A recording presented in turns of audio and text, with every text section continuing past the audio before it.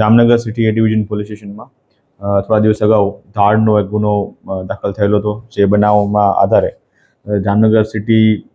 એ division police સ્ટેશનના જે surveillance staff છે, ડી સ્ટાફ છે, તેમના દ્વારા આ બાબતના બનાવ અંગે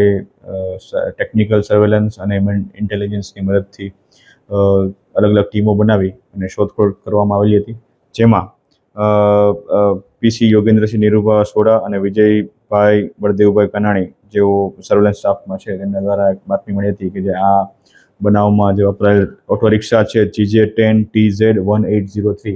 આ રિક્ષા જે છે એ લાલપુર બાયપાસ ચોકડી તરફથી જામનગર તરફ અંદર આવી રહી હોય અને ખંભાળિયા બાયપાસ થઈને આવતી હોય, આ પ્રકારની બાતમી મળતા આ જે રિક્ષા છે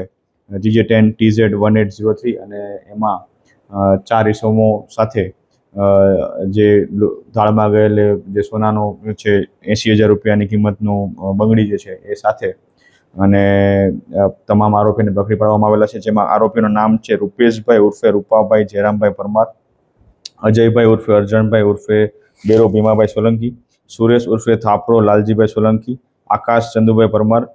તેમજ વિજુબેન રૂપેશભાઈ રૂપાભાઈ જયરામભાઈ પરમાર. આ સમગ્ર ઇન્વેસ્ટિગેશન અને તપાસ દરમિયાન કુલ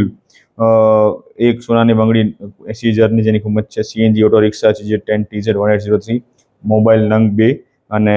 એક જે કટર હોય છે એ પ્રકારનું કટર, આ ચારેય વસ્તુઓ કબજે કરવામાં આવી છે. અને ત્યારબાદ આ પાંચેય આરોપીઓને પોલીસના રિમાન્ડ મેળવી અને આગળની તપાસ હાલ ચાલુ છે. આ લોકો જે છે એ પેસેન્જર રિક્ષામાં પેસેન્જરના સોંગમાં બેસી અજાણ્યા વ્યક્તિને જે રાહદારી હોય છે એમને પેસેન્જર તરીકે બેસાડી અને એમને કોઈ અવાવરૂ જગ્યાએ લઈ જઈ અથવા તો રસ્તામાં એમને દબાવી અને એમના પાસેથી બળજબરીપૂર્વક આ લોકો કઢાવી લેતા હોય છે સોના, ચાંદી અથવા તો કોઈ રોકડ રકમ, મોબાઈલ, જે કાંઈ પણ કિંમતી સામાન પેસેન્જર પાસેથી મળી આવે તે